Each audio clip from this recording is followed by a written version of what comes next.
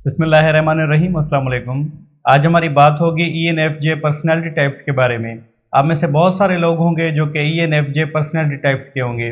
देखें, जैसा कि हम पहले डिस्कस कर चुके हैं कि हर टाइप अल्लाह ताला ने एक पर्पस के लिए बनाई है। हर टाइप की एक सेंट्रल थीम है।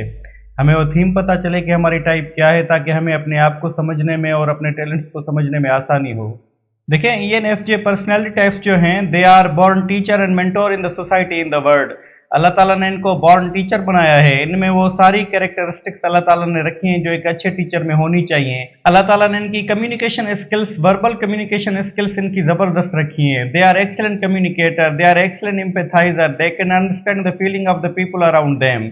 दे आर द बॉर्न मेंटोर। देखिए, बॉर्न मेंटोर का मतलब यह है कि ये अपने बच्चों की, अपने अपने लोगों की, अपने साथियों की और अपने शागिर्दों की बेहतरीन रहनुमाई करने की सलाहियत रखते हैं। ये बहुत ही विजनरी टाइप के लोग होते हैं और ये एक विजन के साथ बच्चे को साथ लेकर चलते हैं, आगे लेकर चलते हैं।